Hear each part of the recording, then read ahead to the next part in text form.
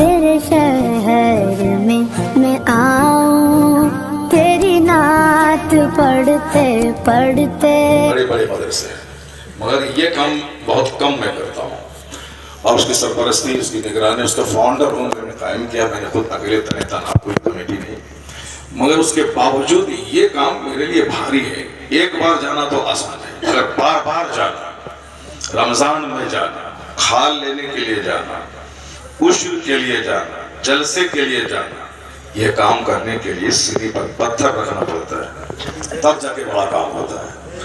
اور کالج کھولنا بڑا آسان ہے، اسکول چلانا بہت آسان ہے، چونکہ وہاں لوگوں سے ڈونیشن لیے جاتے ہیں، اور پھر اسکول کھولنے کے لیے بینک سے لون لیے جاتے ہیں، 10-10 کروڑ روپے، 20-20 کروڑ روپے لوگ وہاں سے قرض لیتے ہیں، زمین خریدتے ہیں، بلڈنگ بناتے ہیں، پھر بچوں سے ڈونیشن لیتے ہیں اور خوب کماتے ہیں۔ مگر مدرسہ کھولنا اتنا بڑا کام ہے کہ اپنی عزت، اپنی خودداری سب کو طاق پہ رکھ کر زندگی کی آخری سانس تک لوگوں کے سامنے دستے تعاون دراز کرنا پڑتا ہے، مانگنا پڑتا ہے۔ ایک بار مانگنا بہت آسان ہے، سال میں 5 بار جا کے مانگنا بہت مشکل کام ہے۔ ایسا نہیں کہ ایک بار میں نے جمع کیا، مدرسہ چلایا، اب سب دن چلتا رہے گا، نہیں، مرتے دم تک مانگنا ہے۔ اتنا بڑا کام کون کرے گا؟ اتنا بڑا کام وہی کرے گا جن کا سینہ بہت بڑا ہو، جن کی سوچ بہت بڑی ہو۔ جب پہلے بادشاہ چلاتے تھے مدرسہ تو گورنمنٹ کی نگرانی میں ادارے چلتے تھے، تنخواہ گورنمنٹ سے ملتی تھی۔ اس کے بعد جب اوقاف کا کاروبار شروع ہوا تو لوگوں نے ایک 100 بیگھہ زمین مدرسے میں وقف کیا، اس کی آمدنی سے مدرسہ چلتا تھا۔ لیکن جب وقف کی جائیداد کو واقف کے بیٹوں نے بیچ کے کھانا شروع کر دیا اور گورنمنٹ کی سرپرستی ختم ہو گئی تو مدرسے بند ہونے لگے۔ مدرسے جب بند ہونے لگے تو ہمارے چند علماء نے ہمت کی کہ نہیں، بند نہ ہو، میں کام کروں، مگر جب لوگوں نے رسوا کرنا شروع کیا تو انہوں نے بھی چھوڑ دیا۔ میں اگر رمضان کے بعد بلیٹ خرید لوں تو 99% میرے بھائی کہتے ہیں کہ گجرات کا کوئی سیٹ ان کو بلیٹ دیا ہوگا۔ اگر میں حج کا فارم بھروں تو لوگ کہتے ہیں کوئی بمبئی کا سیٹ ان کو حج کروا رہا ہے۔ میرے تعلق سے اس قدر، علماء کے تعلق سے عوام میں اس قدر کنفیوژن ہے۔ اب میں کچھ بھی کروں تو اس کے بعد خیرات کے وہاں سے کر رہے ہیں، کوئی سیٹ کروا رہا ہے۔ اب میں مانگنے جاؤں تو کل تک جو لپک کے آ کے ہاتھ چومتا تھا خطاب سننے کے بعد، دروازے پہ جہاں کھڑا ہوا تو اب ساری عزت وہیں پہ ختم ہو گئی۔ میں 1 گھنٹے تک کھڑے ہو کے ان کے ماربل، گرینائٹ، ٹائلز، بچے، وہ کچن روم اور ان کے باتھ روم، ان کے ڈائننگ ہال، ان کے وال پٹی، ان کے پینٹ، انٹیریئر ڈیکوریشن کی تعریف 1 گھنٹے تک کرتا ہوں، تب شیخ صاحب کے بدن میں گرمی پیدا ہوتی ہے اور کہتے ہیں 1100 روپے سے کٹ لیجیے۔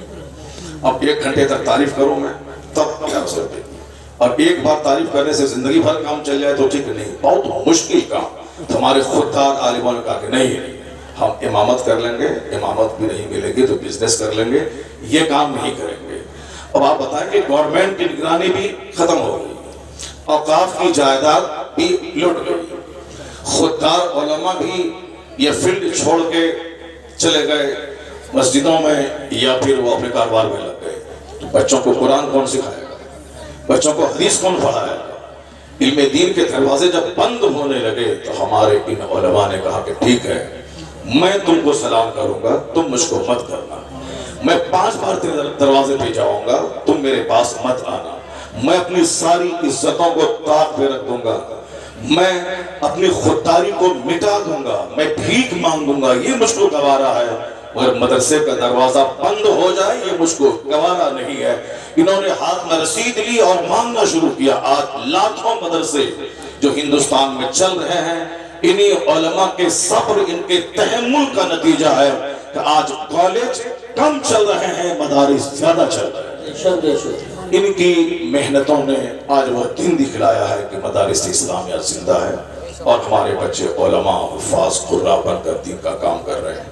ورنہ آدمی اپنی خودداری کو دیکھے گا تو کبھی بھی مدرسہ چلا نہیں پائے گا۔ تو میں کہتا ہوں کالج کھولنا بہت آسان کام ہے اور مدرسہ چلانا بہت مشکل کام ہے۔ تو دوسرے نیتا آسان کام کرتے ہیں، مولانا احسان صاحب مشکل اور ڈیفیکلٹ کام کر رہے ہیں۔ ان کا استقبال کرنا چاہیے، ان کے آنے کے بعد لپک کر کرسی لے کے جانا چاہیے، ان کی پیشانی کو بوسہ دینا چاہیے، ان کو بوجھ نہیں، ان کو اپنا ہمدرد سمجھ کر تعاون کرنا چاہیے، یا سوچ کر کہ جو کام لاکھوں لوگ نہیں کرتے ہیں وہ کام آپ کر رہے ہیں۔ اللہ تبارک و تعالی ان کو ہمت حوصلہ دے اور ایک لمبی عمر عطا فرمائے، تاکہ خوب اسی طرح مسلک اور مسلک کی خدمت یہ انجام دیتے رہیں۔ مدرسہ کھولنا مشکل کام ہے، اسکول کالج کھولنا آسان ہے، جبکہ مدرسہ تمام اداروں میں سب سے قیمتی ادارہ ہے۔ اسی ادارے نے دنیا کو بتایا ہے کہ علم طاقت کا نام ہے، علم روشنی کا نام ہے، علم پاور کا نام ہے۔ Knowledge is power, knowledge is right, یہ آج سب لوگ بولتے ہیں۔ مودی جی بھی کہتے ہیں کہ ہمارا بچہ بچہ پڑھے گا، سب کا ساتھ سب کا وکاس، خوب بولتے ہیں، اتنے زبردست اسپیکر ہیں کہ صاحب کیا بات ہے۔ اگر کوئی بات بنانا سیکھے تو مودی جی سے سیکھ لے صاحب، سب کا ساتھ سب کا وکاس، سب کا، جیسے کہ پورا ہندوستان بھائیوں بہنوں سب گدگد ہو جائے، بھائیوں بہنوں سارے، سب کا ساتھ سب کا وکاس۔ اور انہوں نے کہا کہ پڑھنے کا مقصد ہے کہ آپ آدمی بنیے، پکوڑا بیچیے لیکن پڑھنے لکھنے کی بات، جوتا چپل سیئے مگر پڑھنے لکھنے کے بعد۔ فکر بڑی اچھی ہے۔ انہوں نے کہا کہ نالج طاقتور بنا دے گا، شکشا آپ کو شکتیشالی بنا دے گا۔ چونکہ گاندھی جی کا نام یہ کم لیتے ہیں اور گاندھی جی کو اپنا ماڈل بھی مانتے ہیں، ان کے چلے چپیٹے کم لیتے ہیں مگر یہ نام لیتے ہیں، چونکہ گاندھی جی بھی گجرات کے ہیں اور یہ بھی گجرات کے ہیں، اس لیے گاندھی جی کے وہ ماڈل کے طور پر مانتے ہیں کہ انہوں نے شکشا پہ، نئے بھارت کے نرمان پہ زور دیا ہے۔ اور حقیقت میں گاندھی جی نے کہا شکشا ہر گھر میں جائے گا، سارے لوگ پڑھیں گے۔ امبیڈکر جی نے ہندوستان کا سنویدھان لکھا اور انہوں نے کہا کہ سارے لوگ شکشت بنے، سب پڑھیں سب پڑھیں۔ امریکہ آج دنیا کا باتاج بادشاہ ہے، ٹیکنالوجی کی دنیا کا۔ ان سے پوچھیں کہ جس کا نام 800 سال پہلے دنیا نہیں جانتی تھی، آج یہ امریکہ دنیا کا سب سے پاورفل ملک کیسے بن گیا؟ تو جواب ہر بچہ دے گا کہ نالج از پاور، علم طاقت کا نام ہے جس نے اس ملک کو طاقتور بنا دیا ہے۔ آج روس یوکرین کو کھانا چاہتا ہے لیکن وہ یوکرین روس کو آنکھ دکھلا رہا ہے۔ یوکرین کے پاس وہ ٹیکنالوجی ہے کہ صاحب پہلے ہی وہ روسی میں شامل تھا، لیکن روس کو آنکھ دکھلاتا ہے یوکرین کے ویگیانک، یوکرین کے سائنٹسٹ، یوکرین میں ہتھیار کا بھنڈار۔ کیا آپ یہ سمجھ لیں کہ ایک قطرہ پانی سمندر کو آنکھ دکھلا رہا ہے؟ ان سے پوچھا جائے کہ اتنے کمزور تھے تم، کیسے آنکھ دکھلا رہے ہو؟ تو بولے گا نالج از پاور، علم طاقت کا نام ہے، علم روشنی کا نام ہے۔ وہ جاپان جس پہ آج سے 70 سال پہلے امریکہ نے 2 بم گرایا، ایٹم بم اور ہائیڈروجن بم، ہیروشیما پہ ناگاساکی پہ۔ جاپان کے 2 بڑے شہر ہیں، جس طرح میں ہندوستان کے 2 بڑے شہروں کا نام لوں، ایک بمبئی ایک دہلی، اسی طرح ہیروشیما اور ناگاساکی 2 بڑے شہر ہیں جاپان کے۔ ان دونوں سٹی پہ امریکہ نے بم گرایا۔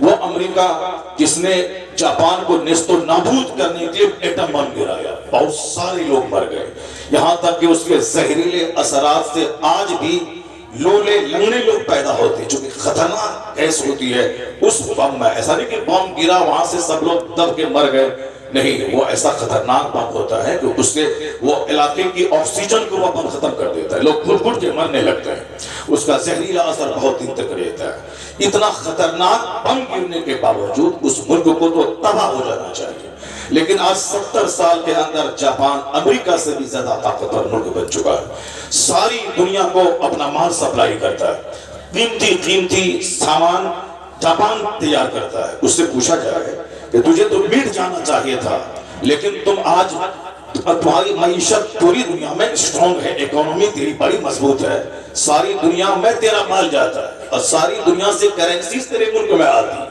وہ مالدار ہوتا ہے جو اپنا پیسہ دے دے کے سب کا سامان خریدے، وہ تو کنگال ہو جائے گا، لیکن جو اپنا مال دوسرے کو دے اور دوسروں کی کرنسی میرے ملک میں آئے، وہ تو مالدار ہو جائے گا۔ جاپان نے قسم کھا لیا تھا کہ میں دوسروں کے سامنے ہاتھ نہیں پھیلاؤں گا، یہاں تک کہ چپل سے لے کر کے جہاز تک سب میں اپنے ملک میں بناؤں گا۔ آج وہ جاپان طاقتور، مالدار، richest country of the Malik.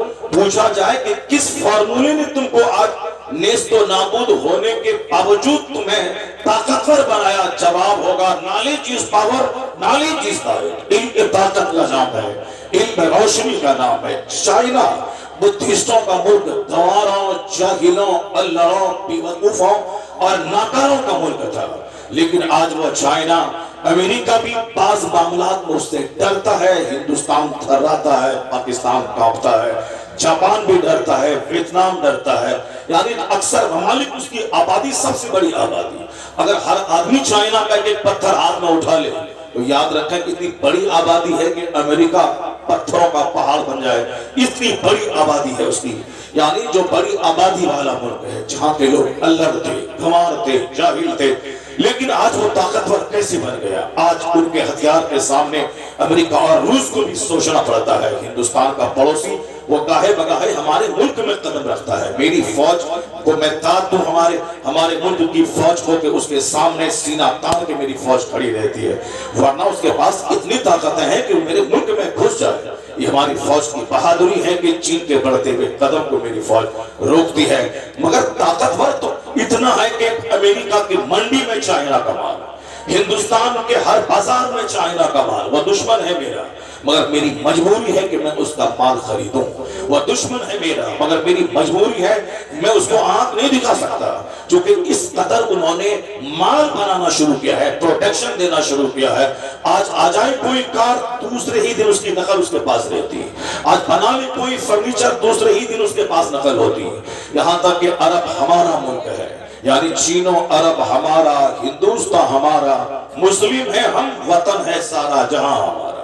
Doctor Iqbal ने बहैसियत मुस्लिम कहा था कि सारे, बहैसियत हिंदुस्तानी कहा था कि सारे जहां से अच्छा हिंदुस्तान हमारा। बहैसियत मुस्लिम, अब बहैसियत हिंदुस्तानी, अब बहैसियत मुस्लिम जब उन्होंने नगमा गाया था तो कहा था कि चीनो अरब हमारा, हिंदुस्तान हमारा, मुस्लिम है हम, वतन है सारा जहां हमारा। तो बहैसियत हिंदुस्तानी मेरा नगमा और होता है, बहैसियत मुस्लिम मेरा नारा और होता है। मेरा खुदा एक, ये दुनिया उसी खुदा की बनाई हुई है। मेरा मरकज एक, दुनिया एक, नमाज रोज़े हज ज़कात एक, कुरान एक, हज का केंद्र एक, गुंबद खजरा एक। इसलिए चीनो अरब हमारा, हिंदुस्तान हमारा, मुस्लिम है हम, वतन है सारा जहां हमारा। यह दोनों सोच रखनी पड़ेगी। बहैसियत हिंदुस्तानी पाकिस्तान आंख दिखलाए तो आंख निकाल लेंगे, अगर बांग्लादेश मुझको आंख दिखलाए तो बहैसियत हिंदुस्तानी उसके टेने तोड़ देंगे। लेकिन बहैसियत मुस्लिम अगर दुनिया के किसी भी कोने में किसी मुसलमान के पांव में कांटा चुभे, उसका दर्द अपने सीने में महसूस करना होगा। बहैसियत मुस्लिम हमारी सोच कुछ और होती है, बहैसियत हिंदुस्तानी हमारी सोच कुछ और होती है। बहैसियत इंसान, बहैसियत हिंदुस्तानी, बहैसियत मोमिन, ये कई हैसियतें हमारी हैं। उसी जहत से सोचना होगा, सिर्फ एक पॉइंट से नहीं। हम बहैसियत मुस्लिम, सारी दुनिया हमारा मुल्क है, पूरी दुनिया मेरे रब की है।